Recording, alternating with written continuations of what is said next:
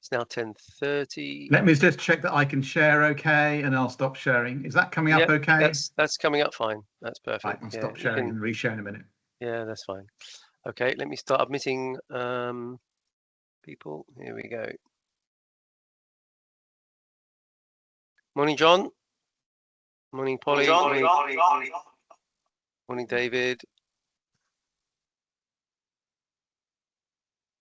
Morning, Brent. Morning, Chris. Morning, Andrew. Morning, everybody. Morning, Billy. Good to see you. If you've just joined in usual fashion, if you could mute, please, that would be great. Billy, if you can mute, thank you. And Chris, if you could mute as well, that'd be great. Thanks a lot. Morning, Carl. Thanks for joining. If you could mute, that'd be great. Thank you. Perfect. And I will just allow a few extra stragglers in. Morning, Steve. Thanks for joining. If you could mute. Hi, morning. If you can mute, that'd be great. Great. Thanks for joining. Adam. Good morning, Adam. Thanks for joining. Brilliant. Okay. So 10:31. Delighted to have you all on today. I know there's a large event going on in Manchester this week. So some of your colleagues are obviously there or going, and some of them are not. But really appreciate everybody joining the event today, and we're delighted to have the guru Richard Smith on, who's going to be talking about Pension Dashboard. And I did hand on heart just say to Richard that I am personally a little bit behind the curve, so I'm really looking forward to it. Before we start, we are recording. So Derek, Chris, Andrew, Billy, everybody, thumbs up, we're recording. Everybody's happy with that. The video of today will be up probably at lunchtime today. Richard, if you don't know Richard, is a very nice chap and is going to encourage you to ask questions or raise a hand as we go through. I know he's got some slides as well, but without further ado, I'll pass you over to Richard. But Richard, thank you in advance for your presentation today, and I hope everybody enjoys it. So I'll go on mute. Thank you, Steve. Good morning, everyone. It's lovely to be with you all. It's a privilege, really, to speak at Pension Playpen. I wasn't sure whether to expect anyone because, as Steve says, I don't know about anyone else. I'm a bit addicted to LinkedIn, but my LinkedIn is flooded right now with photos of people on trains to Manchester. So thank you all for dialing in. I think Henry asked me to do this because I was available. So I'm not on one of those trains. For anyone who doesn't know me, I'm an independent consultant. I've career pensions professional, but I've been in solely on Dashboard since 2019. I've had various roles, as you can see at the bottom there. But since February this year, I've been full-time pro bono, which is really, I found really liberating because you can sort of say what you think. At the bottom there, though, what I have been doing for a while now, the way I sort of keep up to date as a sort of independent commentator on dashboards is I've been doing this blog that I call Dashboard Ideas. So for the last 11 years, I've had a Google alert on the phrase Pensions Dashboard for the last 11 years. So every morning I wake up to anything that's been published about Pensions Dashboard, and I started it for me as a repository of everything that's been said. Just because I can't remember where things are, but people say, oh, it's quite useful. The other thing I did a couple of summers ago, I went and did a rail tour and visited the teams who've run dashboards in continental Europe countries for decades, really. And I put all those research findings on the blog as well. So if you're struggling to sleep, do feel free to have a look at that. So that's been quite instructive. So what am I going to do today? So I did a slot for SG Pension Enterprise just the week before last, and so this sort of up-to-date slides. But let's not just repeat that. Let's make this our own. So I've dwelt here on segmentation. So I think there are three things I'm going to do very quickly. Sort of say where are we up to? That won't take long. Then sort of what's next. What does the next few months or year look like? But I think the third thing I want to really get to and get some discussion going is, what does it all mean? And this is where I come to this concept of consumer segmentation. What dashboards do, I think, more than anything else in pensions is show that we're all not the same. We're all very different, and I think communications and engagement with pensions needs to really recognise that in a way that's never been done before. So I've got some things to say on that, and it'd be really good to get some debate going. Hopefully that's okay, Steve. So I'll just crack on with those things. So the first thing to say is where are we? Well, it's been going on a while, but the really exciting thing is the data's there. The data's connected. So you may have seen an update from the Pensions Dashboards Programme and the Money and Pension Service, MAPS, last month, about a month ago. 50 million records are already connected into the ecosystem. It's actually more than that because state pensions connected as well. I don't know when you get a state pension. I think is it when you first get national insurance contributions. So let's call it 30, 40 million state pension records. There's about another 20 million workplace and private sector private pension records to connect. So it's going to be well over 100 million pension records. So this is really, really good news.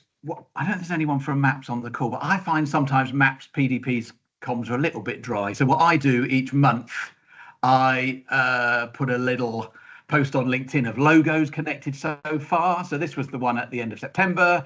So for example, last month we had the biggest TPA, Aptia, connected, and we've got the oldest TPA, Equinity, EQ, connected, and the largest two private sector master trusts, so People's and Now are connected. And it's been going on and on since April.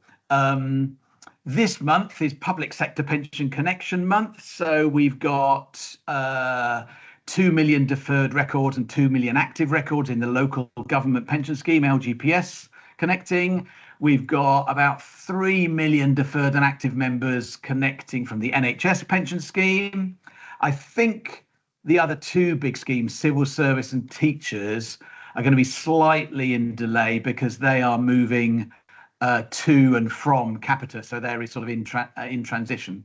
But you see the way it's going. You know, more and more data is getting connected, and you'll probably be aware that process continues through the long tail of small schemes through to the autumn, through to September, October next year. But the vast majority of pension entitlements are already connected. So that's really, really good news. I don't know whether there's any questions on the data connections. I wasn't really planning, Steve, to say much more about this because anyone who's doing this has done it. do you know what I mean? Or they're well on the way, and it's great news. This is the fantastic thing, is that the previous government legislated to make our industry make all pension data, unless it's a very, very tiny scheme, digitally searchable. So that's really, really exciting. It's a massive thing. It's taken a while, yes, but it's there. So that's the back end, as I call it, the data provision. But the sort of the sexy bit is the front end, and this has perhaps had less focus over recent years. So here is the Money Helper Pensions Dashboard. So if I say MHPD, this is what I'm talking about. Now, MAPS are being a little bit, let's not say secretive, a little bit reticent about sharing too much on this. I grabbed this screenshot from a slideshow presentation they gave at what they call one of their town hall events back in the summer. So here you are, your pensions, your estimated income in 2033. This is mocked up data, of course. All the pensions we have estimates for could give you a total pension income of just a little bit more than £2,000 a month, or about 26k a year. And there at the bottom, you can see the individual pensions that start to make that up. So that's just a little flavour. The really exciting thing here is that this is live too. So the front end is live, but of course it's not live to the general public. It's live to a very small number of invited testers. But it's real. It's being used by Chris Curry himself, the principal. It's being used by a few industry experts to check that it's working okay. And how do we know this? Because the chief exec of MAPS, Oliver Morley, used it himself. And he actually found a lost pension, and he posted about it on LinkedIn. So that's really, really good news. So testing of the front end is getting going. Now, do we think Oliver is a typical consumer? I'd hazard to guess maybe not. What the MAPS Money Helper Pension Dashboard MHPT PD team have done is gone out to about 5,000 people across the whole of working age society and really come up with a sort of model, this sort of segmentation of the whole of the 40 million working age adults. And I suspect Oliver is probably, despite having lost a pension and found it on the live Money Helper dashboard, he's probably green, he's probably extreme right. I expect he's probably quite competent, proactive. I don't know. But look, there are, on the left-hand end, there are very disengaged people who are inactive in terms of retirement and pensions. They're very hard to reach. I think dashboards are really trying to go for these middle segments, and indeed MAPS have said this, that they're really looking, to help the people most in need. I want to come back to this whole concept of breaking down the working age population, so I'm going to scan over that, but just keep this in mind for a moment. With the MAPS testing underway, is going to be focusing on that sort of middle group, and in July they published this sort of target timeline for doing exactly that. Again, I'm going to hop over this and then come back to it, because this was as at July when they published it. But there's some hot news. Last week, PDP published an update saying the low volume testing by real consumers, so not by Chris Curry and Oliver Morley, but by real consumers, has started. So let's come to that timeline. And what I've done in the grey box here is now put some dates on this, because we've had the update. So the green, the orange here is the bit that's been going on over the summer that I mentioned. Some industry experts did checking, yes, is it showing the right numbers? The green has started just now, and that is inviting a small number, up to a few tens and maybe up to a couple of hundreds of real consumers across those different segments of society, moderated testing to see how they get on with using the Money Helper dashboard. Can they use the process? Can they go through the user journey? And then when they see their pensions, what do they think, feel and do? What's their reaction? That will run through to Christmas and then into the new year. And then starting from the new year is what they're calling phase 2, which is then broadening to unmoderated testing with much higher numbers to sort of test that the thing is working at scale. And that testing will really run through the spring and into the summer, and probably even to the autumn. There's about a year's worth of testing here, and there's a really, really extensive testing approach on the PDP website that this slide is taken from, and it's going to be a really, really thorough set of testing of the front end. Now that's testing it. That doesn't tell you anything about launching it, does it? So what we need to do if we want to think about launch, and whenever I'm on stage with Chris Curry, the only question people want to ask is, well, when is the public going to be able to see their pensions on a pension dashboard? So for that, we need to zoom out,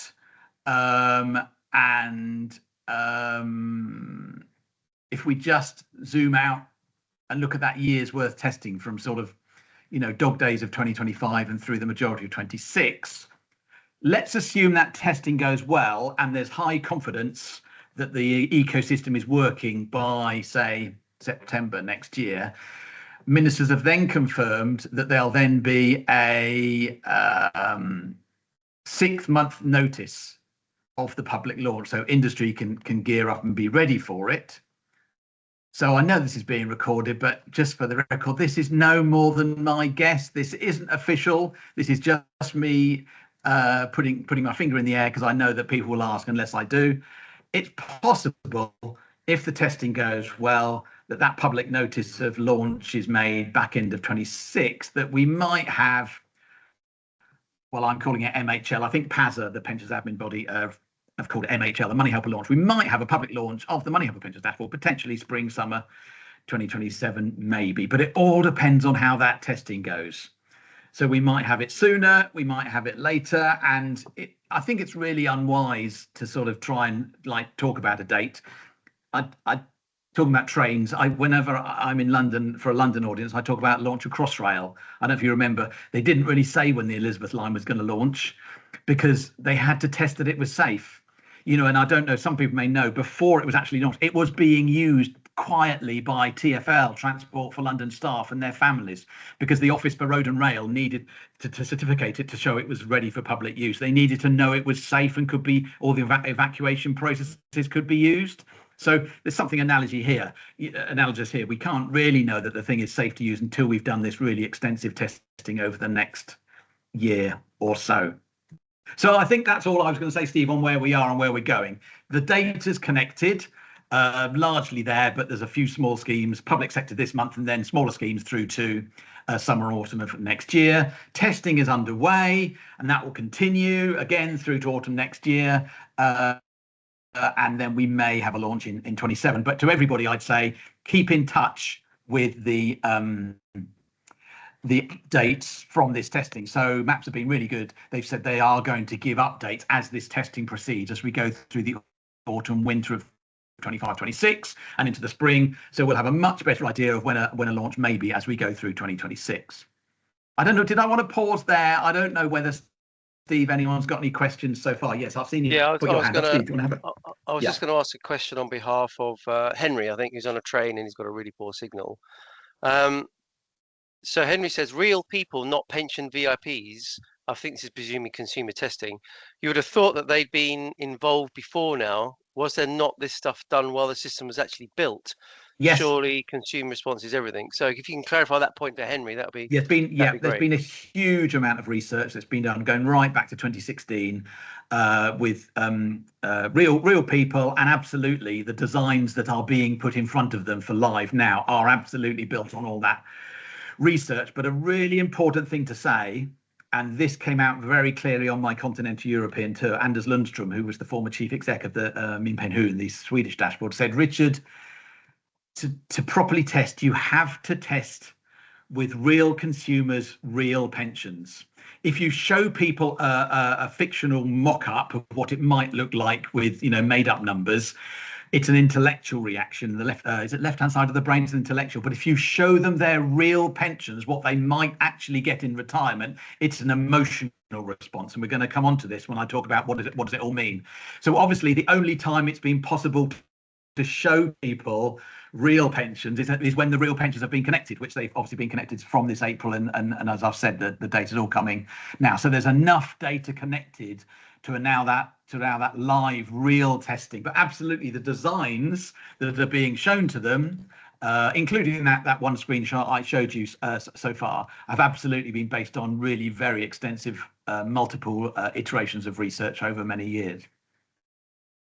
Okay. I don't have any more questions, Steve, but if not, there's only a question from Derek. It's a short one about LGPS has got 7 million members, 2 to 3 million suggests partial take up. Is that going to include actives, deferreds? So just to be really clear, I think most people know. So pensions in payment are out of scope for initial dashboards. When we did the data standards, I was on the programme for a year in 2020, and when we did the data standards, we had to scope it, and a lot of people said, well, pensions in payment should really be included. But the initial aim of dashboards is to help people find what they've got. And if you're receiving a pension, you generally know about it because you see it popping into your current account every month. So we had to descope somewhere so that we actives and deferreds are in scope. The latest figures I had, I am doing the LGA, the Local Government Association event in next. Just check these numbers, but the latest figure there's somewhere between 6 and 7 million LGPS members, but 2 million of those, over 2 million of those, are pensioners and spouse pensioners. So obviously they are out of scope for initial dashboard. So that's where I get to my rough and ready 2 million active, 2 million deferreds. As John Cleese would say, pointing out the bleeding obvious, surely there must be some pensioners receiving pension payments who've got old pots from the 80s and 90s and noughties lying around everywhere. How long will it be before they come in? No, they will be shown. So I'm one of these. I'm famously right about my pension. I'll come on to this. So I brought one of my pensions into payment. So I am a pensioner. That pension won't be shown when I access the dashboard, but all my other non-crystallized ones, my active and deferred ones, will be. Okay, cool. All right. Did you have a supplementary on that? No, I'm just thinking that, it's got to be as we've always saying in pensions, especially pensions admin, it's got to be 100% correct in to get 100% correct out. And if it's 80% accurate, then does it not fall over from the beginning? I don't know. Yeah, so they had this problem in Sweden, which is don't show pensions in payment, and people had this bit of a sort of a cliff edge, which is I've got 3 pensions, I bring one into payment, and suddenly it disappears from the dashboard. But what I would say, and this links to this concept of private sector dashboards that you may have heard about, that we can maybe talk about after, which is, you know, if you're using a private sector dashboard, which is open banking, open finance enabled, the best place to see your pensions in payment is in your current account. So connect your current account, and then you can actually see what you're actually getting, if that makes sense. So that is the way to see the total picture, is to use a private sector dashboard. But we'll come back to that maybe, because I don't think we're going to see those particularly quickly. Yeah. Okay, Padraig, do you want to just unmute and just ask your question? I've asked a lot of questions recently, but yeah, Padraig, do you want to go next, and then we'll come back to Richard.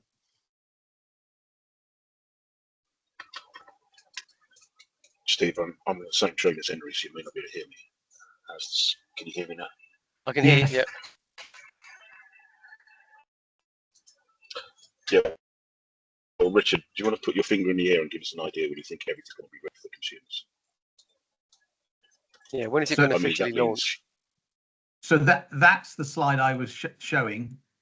So this is just Richard's guess.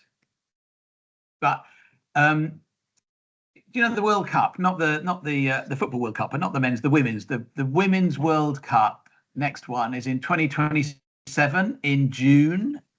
2027, it's in Brazil. So if I was a betting man, as at now in mid-October 2025, I'd say sometime around the Women's World Cup 27. But it all depends on the testing. So we all need to stay close to the readouts from this testing timeline there that's going on from autumn 25 through to autumn 26. When people ask me about this, I say, would we have wanted the Elizabeth line to launch before we know it's safe? No, we wouldn't. So yeah, but that was, as I've said in the comments, that was late as well.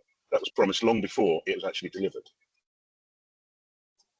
Yeah, well, who knows? I mean, I think Oliver's on record. Oliver Morley is on record saying he'd like to surprise. I live on it. Yeah, and I think Oliver Morley has said he'd like to surprise on the upside. So who knows? It could be sooner. But I would say my guess, because I'm asked about it all the time, is sometime in 27. But you know, the testing could go extremely well, and we might well see it launch sooner. We don't know. Yeah. Okay. Well, if you had been a gambling man, based on the confidence we've heard from anybody touching this the last decade, you'd have lost your house, wouldn't you? That's the trouble. So well, I think what I'm encouraged by, let's see. What I'm encouraged by, Porrick, is the depth and how hard they've all been working to connect the data, and it's a really rigorous process to connect the data. And as I said, there's a really rigorous consumer testing approach has been developed. You know, that's underway now. That started last week. So I'm encouraged by the depth of work that's happened there. There's another hand. Yeah, it's Rosalind. Rosalind, do you want to unmute? Yeah. Hi, Richard. Hello. Good to speak again. I think my concern with that, well, my money would be on a later date, and the reason I think my money would be on a later date isn't because of the testing, which I think you're right, seems to be going really quite well and getting where it needs to get to. And you know, my understanding is exactly like yours. They're doing the techie testing to make sure everything's in the right place, and then they're getting consumers to look at it, and you know, and they're adjusting things as they go. My worry is the schemes and getting the schemes connected. I think that hasn't gone 100% to plan. I think the people who thought it wasn't going to happen at all turned out to be wrong, but the people who thought everyone was going to hit their deadline were also wrong. So in my head, I think the whole thing will stretch out a little, and I don't think they want to get to a stage where the dashboard goes live before everyone's on it. I know they can, but I think that's unlikely. So in my head, I'm working towards, I'm trying to work out what sporting event happens in the summer of 28. Olympics. I'm Yes. working towards the Olympics. LA, so Los Angeles 28. You could be right, Rosalind, but I just challenge slightly what you said about launching before everything's there. So every other country that I visited, they launched before they had full coverage. And you know what? When the vast majority are connected, it's still of great utility to many millions of people. So you don't actually need 100% coverage to launch. And I think, as I've said, that the majority of records are already connected today, and that number only just goes up and up and up. So I think there's a possibility that you could launch with really some high utility, even if you haven't got the full coverage. Yeah, I suppose so. My lawyer's head on that is I really don't like the idea of having to deal with people saying, but you never told me that I had that pension. Why did the dashboard lie to me? Because they got on it before one of their small pots they didn't know about was attached. I mean, I know it's possible. I think one of the things, and I think it would have been more likely when we had a much longer period for everyone to attach, because everyone's attaching in such a short period.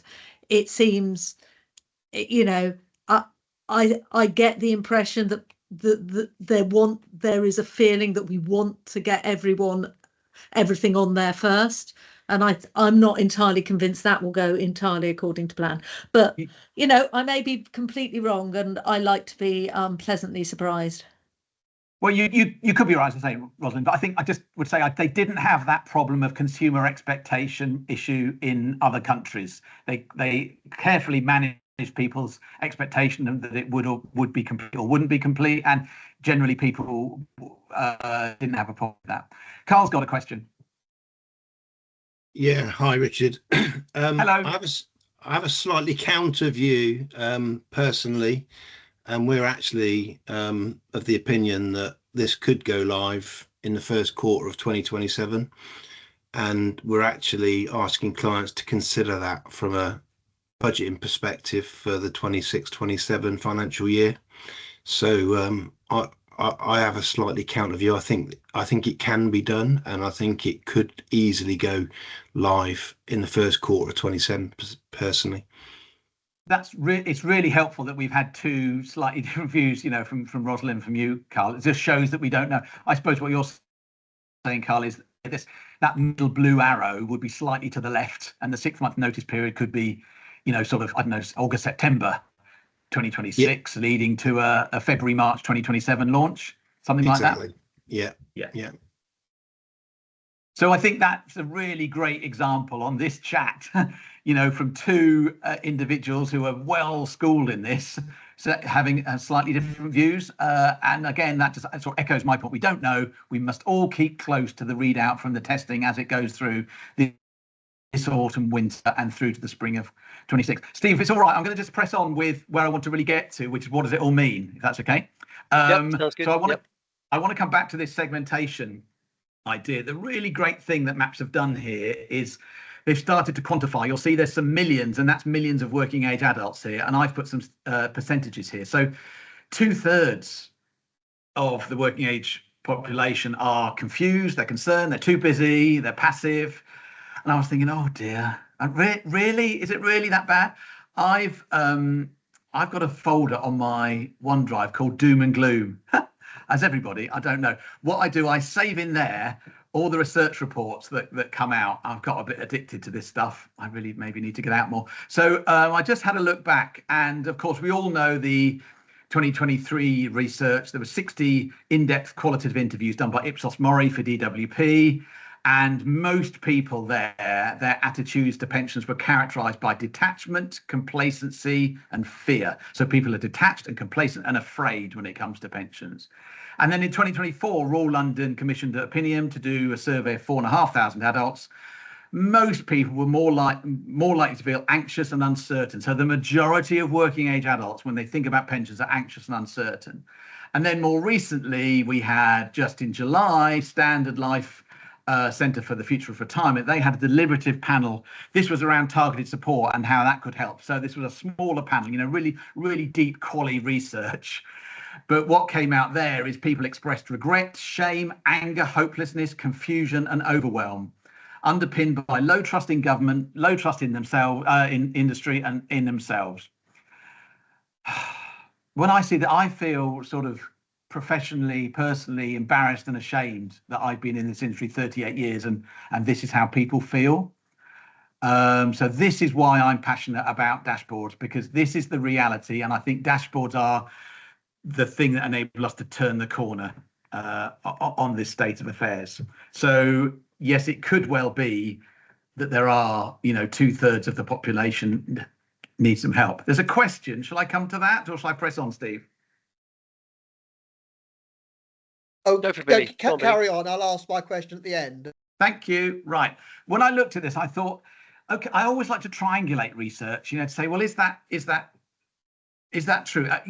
When we segment the population, does it work out like this? So I went back, and Ignition House, Jeanette Weir at Ignition House did a wonderful piece of research. She surveyed 1,000 people in 2022, about 4 or 5 years ago, 3 or 4 years ago, and came up with some different personas across the working age population, who she called blissfully ignorant or connected.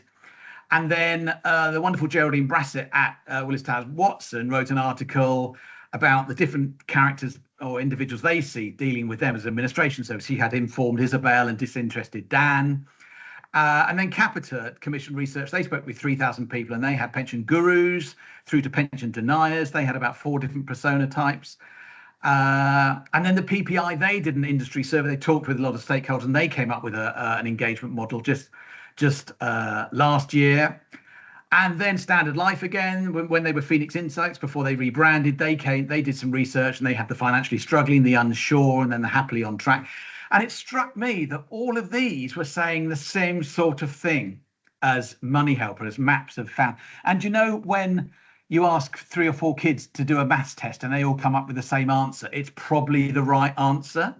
So what I've done, I've smashed together, I've sort of synthesized, I've brought together the segmentation findings and models and thinking from the SCI research, the WTW blog, the Capita research, PPI, Standard Life, and the Money Helper MAPS research. Plus, I've overlaid it from what I heard on my continental tour from the 5 continental dashboards teams. That's in Belgium, Denmark, Sweden, Norway, and the Netherlands. And I've also witnessed private sector dashboard testing at Money Hub as well. So I've sort of overlaid that. So a very simple 2x2 matrix. So x-axis is knowledge of pensions, sort of understanding from low to high, and then y-axis sort of proactivity, I've called it. You could say, do I actually go and have a look? Am I bothered enough or interested enough to go and have a look? And then do I think about it? And do I even, maybe even do something with my pension? So let's look at the segments here. So let's think top right, the green. So SEI call them Connected Charlie and Claire. WTW called her Informed Isabel. Capita call them Pension Gurus. PPI call her Engaged Emma. SL, Standard Life, Happily on Tracks. MAPS call them Confident and Proactive. At Money Hub, we just called him Bob. And I suspect that most of us on this call are Bob or Bob-like or Emma-like. MAPS's estimation is that's about 9% of the working age population. So if there's 40 million working age adults, WAAs, about 3.9, so less than 4 million adults are in that sort of knowledgeable, high knowledge, high proaction space. Let's look at some of the other segments. Bottom left, we called him at Money Hub Detached Darshan. Very hard to reach. Low knowledge, low interest, low proactivity in pensions. Maybe it's a quarter of the population. We maybe will never reach these guys and girls. Maybe they're lower income earners. Maybe most of their retirement income is going to be state pension. Maybe they don't need to engage in pensions. As I've said before, the interesting lot are the middle lot. So top left. So the blue, these are people who don't really understand pensions, but they're interested to have a look and try and find out. We called her Afraid Arifa at Money Hub. MAPS call them Confused and Concerned. They're worried they're not going to be okay. Maybe they're as many as 6 million working age adults. I'm really interested in trying to help a reefer, but I'm also interested in bottom right.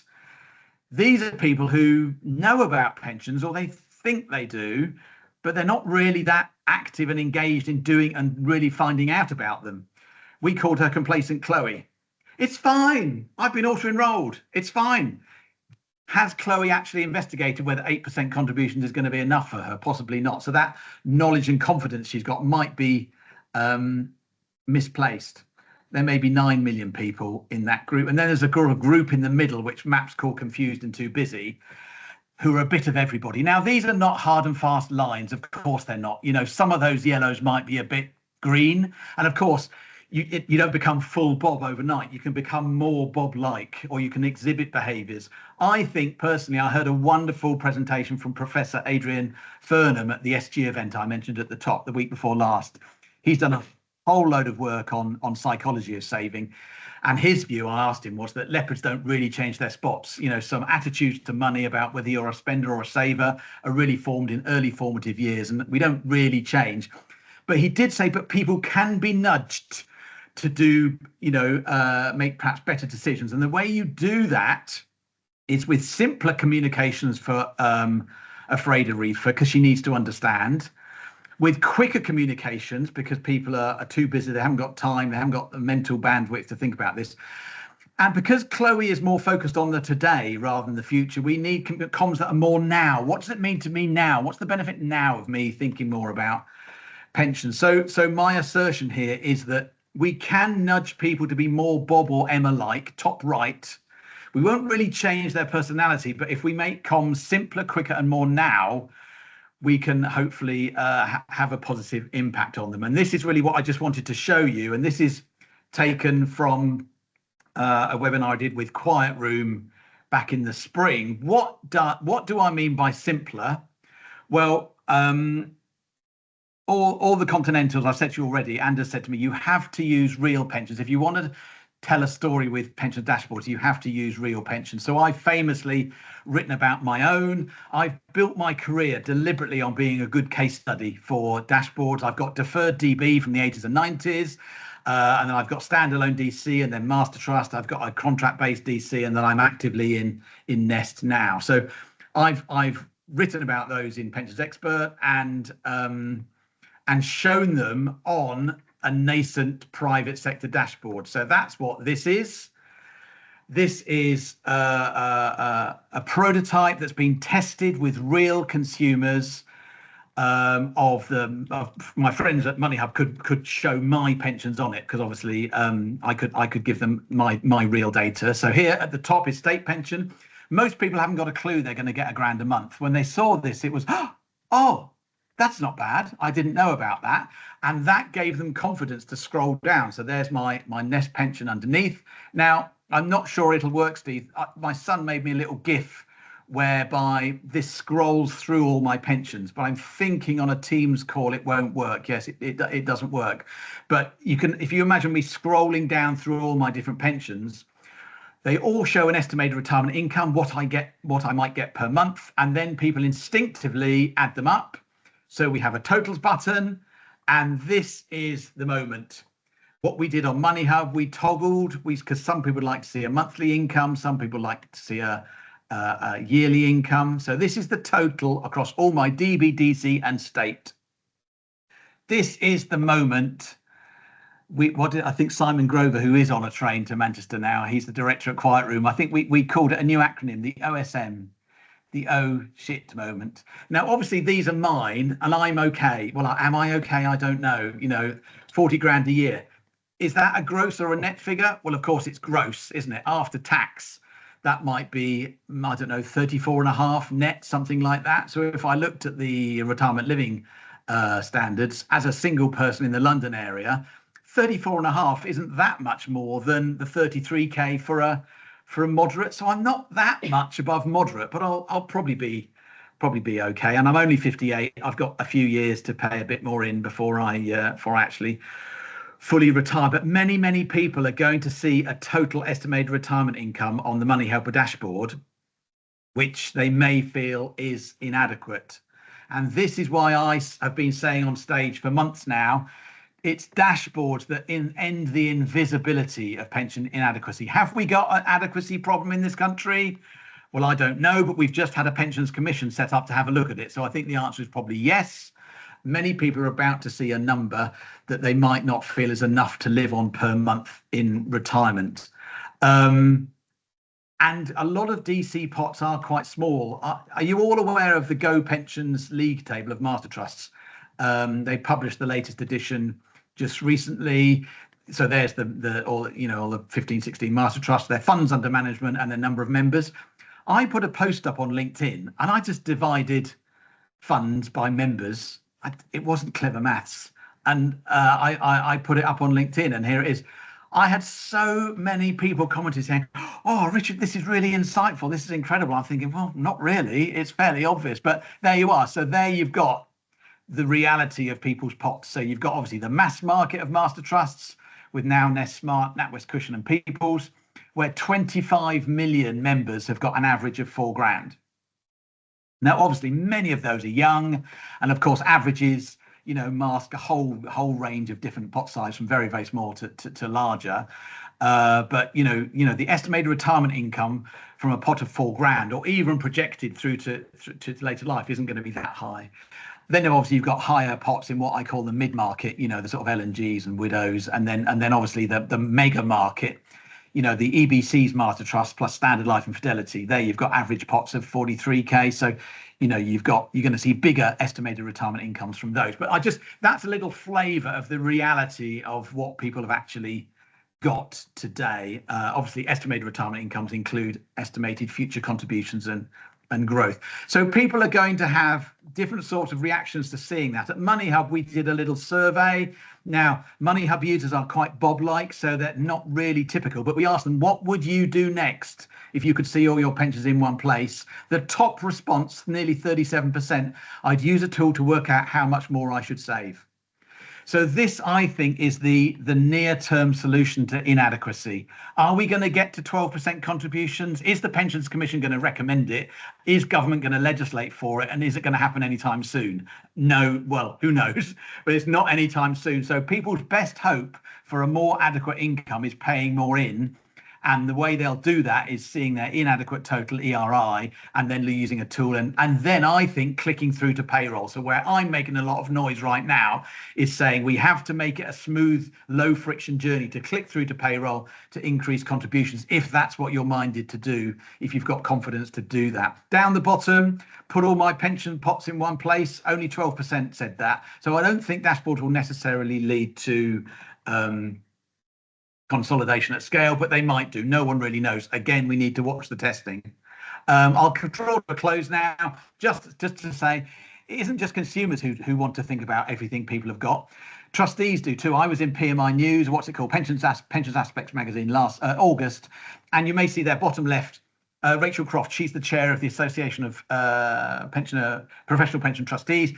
She said in Parliament to the Select Committee earlier in the spring, it's very difficult to design a retirement strategy when we have no visibility over what our member has elsewhere.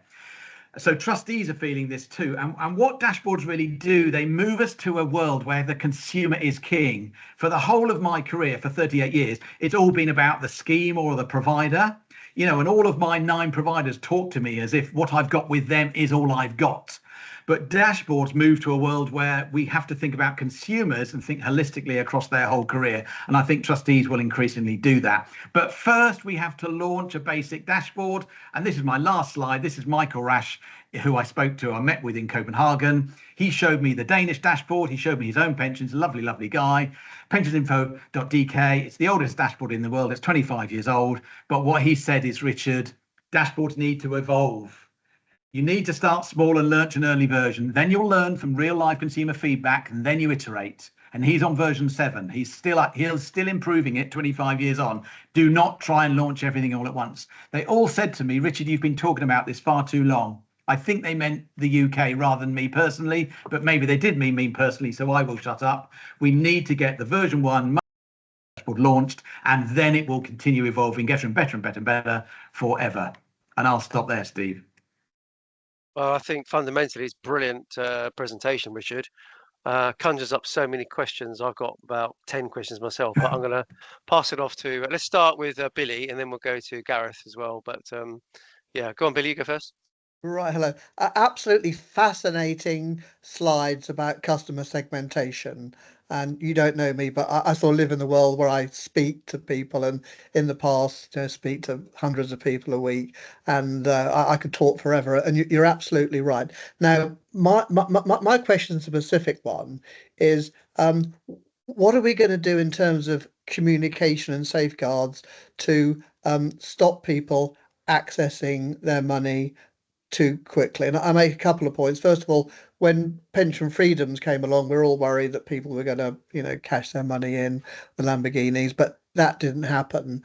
I was at a conference, must have been 3 or 4 years ago, and I asked this question, and I could see the audience saying, "Oh, you're being a nuisance here." But Adrian Balding, who was on the panel, was asked a different question, and he was asked, would the government help with funding? And his answer was really enlightening. He said, well, once the government realised that people are actually going to be paying a lot of tax because they're accessing their pensions, they might get interested. So that's a bit of a red herring. But the question is, and I think it's a serious one, what are we going to do to stop people accessing money? If you show people they've got pots, why wouldn't they take it? And of course, linking it back to the customer segmentation, this is really relevant to the cohort of people who don't know much about pensions, haven't got a lot of money, suddenly see that they've got all this money in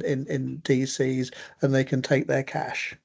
Billy, great question. Thank you. I think the answer might be the same answer that I'll probably give to every question, which is it's a key part of the consumer testing that MAPS are doing now. So there's a long list of things. As I say, I would recommend people go to the PDP website or the link to it from my blog that shows the consumer testing approach. It's really done a load of work to think it all through. And a big thing they're looking at is risk of consumer harms across the different segments. So to understand what do people actually do, and you can only really understand that when you're showing them their real pensions, and then what do they actually do. But one thing I would just say in terms of a fear that people might take wrong actions, and I personally find this, we are all quite Bob and Emma-like on this call. In fact, all of us in pensions. In fact, policymakers are Bob, and regulators are Bob, and providers are Bob, and technologists are Bob. And the thing I've learned, and you probably know this too, Billy, from talking to real people, being humble and having humility to the real reactions, real behaviors, you don't really know unless you listen really hard. So that's what MAPS are going to be doing. They're going to be listening to the real reaction. That's why they're doing moderated testing, to see the whites of the eyes and see the expression, say, oh, that's good, can I get that money? And if they find that a lot of people are trying to get that money straight away, maybe they'll build additional protections. That might be one thing, who knows, that might extend the length of that testing timeline, because then they need to iterate and then they need to retest. Does that make sense? Yep. So, yeah. So I think and just one other little continental tidbit, you have to be aware of continental differences, but in the continent, most people don't immediately do something. What the Dutch said to me is most people come onto the Dutch dashboard. About half the working age population in the Netherlands use the Dutch dashboard once or twice a year. They come on once or twice or 3 times a year. They spend 2 or 3 minutes on the homepage looking at their total ERI, then they log off. Okay, so and that is a great thing. We might think as Bobs on this call that people should do things. No, I think dashboards are there to grow awareness, confidence, and trust over time, not necessarily to encourage people to do things. My personal view is that dashboards are there to show people, give them confidence that defaults are working well for them. The problem we've got is that defaults aren't working well for many people because 8% isn't enough. In fact, Stefan Talbot said to me in The Hague, he said, Richard, the Dutch dashboard has generally shown people they're going to be okay. In the UK, your dashboards are generally going to show people that they're not going to be okay. We are the first and only country to have launched a dashboard with a Beveridgean low state pension. All the other countries I visited had a much high Pillar 1 state provision. So they've generally been showing people more adequate total incomes. So there's a lot of learning about how people really feel when they see these total incomes. But don't expect a lot of people to do something straight away, but we need to listen to the testing. Yep. Thanks very much. Okay, Gareth, do you want to unmute? Yeah, hopefully. Thanks very much. That's Richard. That segmentation bit particularly kind of struck me as being sort of interesting and well explained. But has anybody done anything three-dimensional with it and taken adequacy below those kind of segments as well, and looked at, if you are more aware and more knowledgeable and more interested, are you more likely to be more adequately provided for as well? I believe. And then can I give you a second question Yes. as well to into that, which is one of the things, if people know why I'm interested in this, is looking at particularly where there is low adequacy. How do we kind of take the information from the dashboard and incorporate potential entitlement to things like means tested benefits and so forth into that? Because for many people, that's going to be a major important part of their pension or their retirement provision. How do we build that into the system, or take the data from the pension dashboard and feed that into the kind of the benefits forecasting world? So second part first, same answer as I gave to Billy. And all part of the consumer testing. One of the great things about it being launched within the Money Helper realm, if you will, is they'll see if people have those issues, how can they easily do a low friction click through to all the benefits information they offer elsewhere within Money Helper.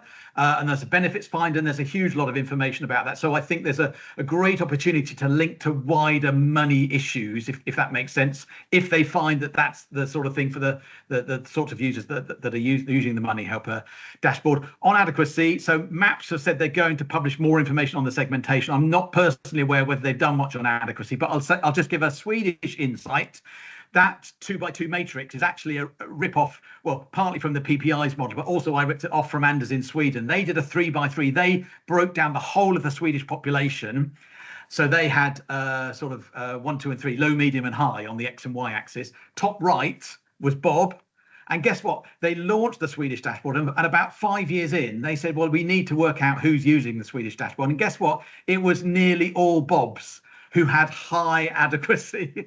So then they totally redesigned their user interface, user experience, their UI UX, for the other 8 segments to say, what are the user needs? And it turns out middle people aren't so interested in the money. They're interested in, what does it mean for me now? So I've just, for example, returned from parental leave. Do I need to do anything about my pension?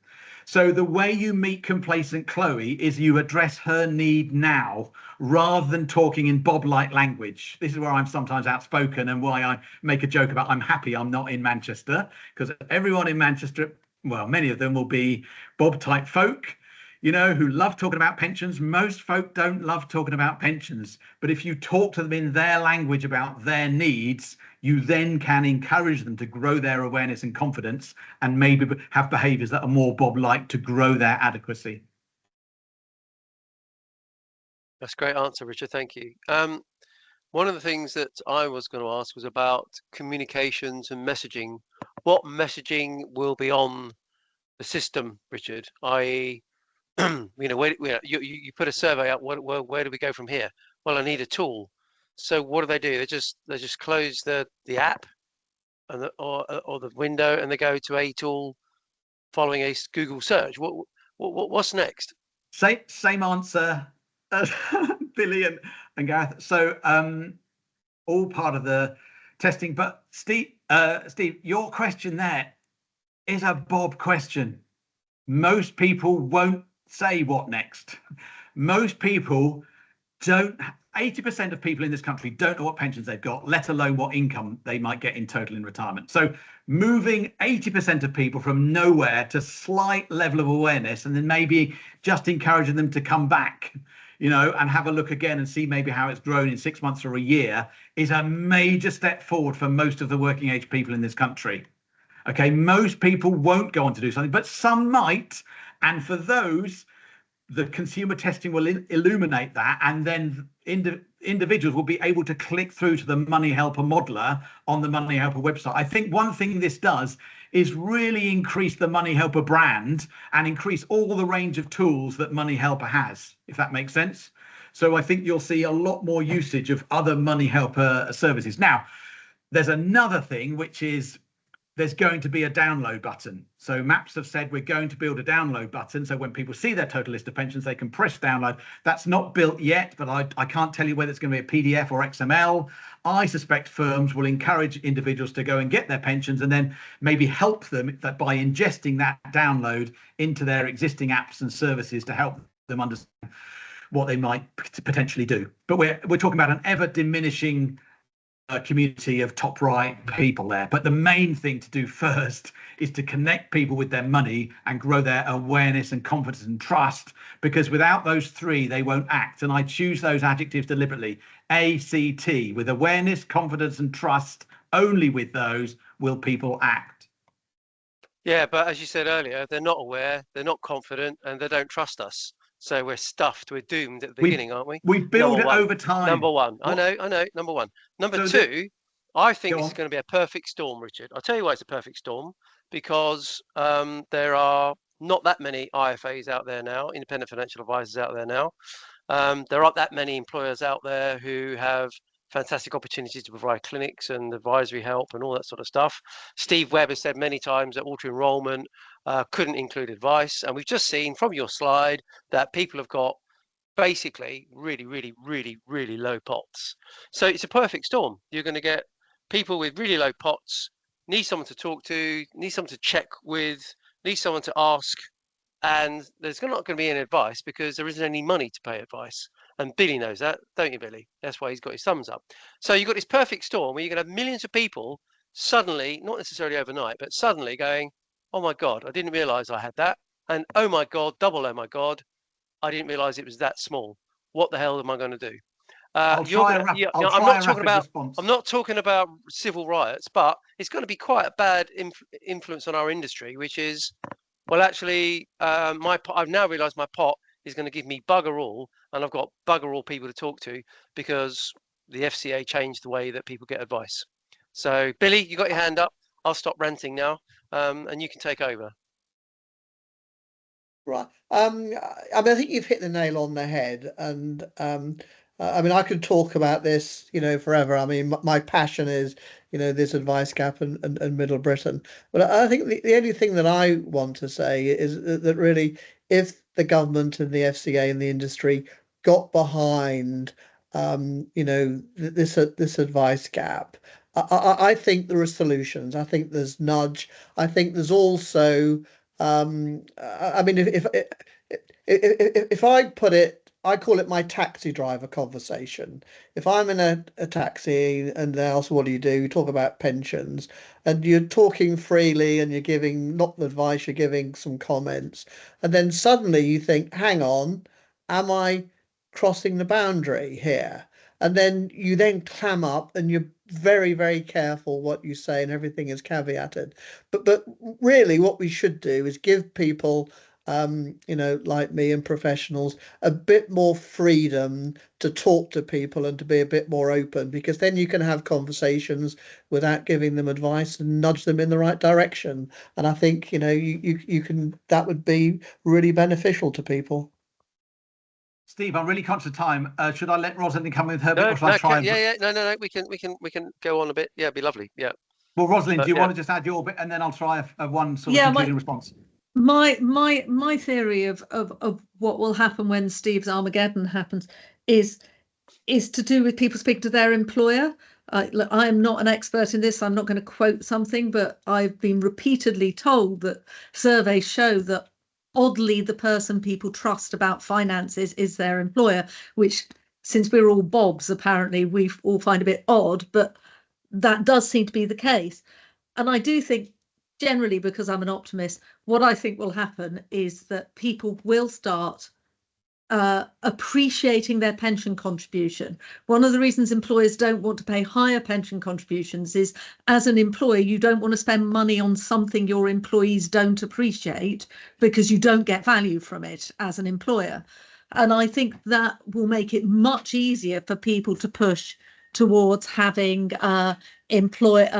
having higher contributions, because an awful lot of people do the minimum, and they do the minimum because they say my employees don't care about it. I think this will make employees care more and whinge at their employer, which may mean that pensions is where some of that money is spent by employers. Anyway, that's my view.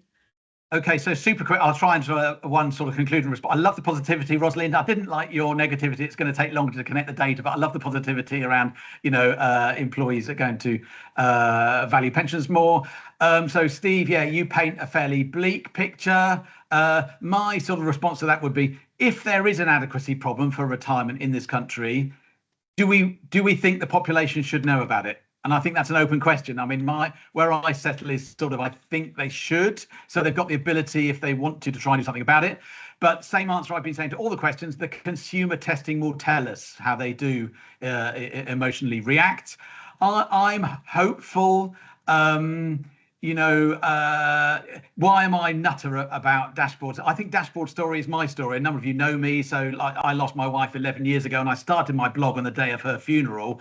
I am like bleak every day, but I try and pull hope out of the future, right? And this has been the Dashboard Story. We have to hope that by doing the right thing, we can make things better over time. I can't say that it will be better, and maybe we will have an Armageddon moment. I would just say, Billy, on advice, that again is a slightly Bob-type question. Millions of people would never in their mind, never in their a million years would think, oh, I must go and talk to someone who's an advisor about this. That is not part of the parlance of most people in this country. Okay, most people want to do nothing. Good things should happen if I do nothing. That's why DB worked. Okay, so we need good defaults to work for people, and those in the interim, before we get to higher mandatory contributions, those people who want to pay contribution, we need a low friction click through for them to pay more. And I agree with Rosalind that employers are our allies there to help click through to payroll, so that those who want to pay more can pay some more. But I think we have to be hopeful. Dashboard is all about hope and fear, but we have to be hopeful that doing the right thing will encourage people who are minded to help themselves to do more. Hope that's okay, Steve. I'll stop there. No, I think at the end of the day, I've got to say that it's a great step in the right direction. I'm just saying, well, with every action, there's a reaction. Yeah. So I think we've just got to be very careful as an industry not to make it even worse. You painted a very bleak picture at the beginning of your. I've been in pensions since 1982. The 80s and the 90s were not brilliant with high commissions and various even now you see articles in the press about high charges and all this sort of stuff. So the industry still in 2025 still has a bleak picture. I think it's good, Richard. Don't get me wrong, but we just need to think about it as an industry. So sorry, Steve, just say not making it worse. Today, most people are detached, complacent and afraid. We've got 30 billion of people who aren't connected to their money. It's a pretty bad situation. So I think anything we're doing to connect real people to their real money is a fantastic thing to do. Yeah, I agree with that. But your slide that talked about average pots of the mainstreamers are $4,000. So you've got 28-year-olds, 32-year-olds, 35-year-olds with $4,000 pots. That is absolutely outrageous. So I know Bryn's on this call. I'm not going to bring Bryn in because I know he's passionate about pensions as well. But the government needs to increase contribution rates because you can't have 34-year-olds with $4,000 pots. But not for everybody. Not for everybody. I get that. Yeah. So, but it is a great step in the right direction, Richard. And I'm not trying to knock it. I'm just saying it's a great step. But with every action becomes reaction. Hopefully, it's been helpful today, Steve, and this was good an update on where we are. No, that's been absolutely fantastic. Any chance you could send us a copy of the slideshow, or is that confidential? Yes. No. There's nothing in there that isn't public domain. So okay, I can put that through.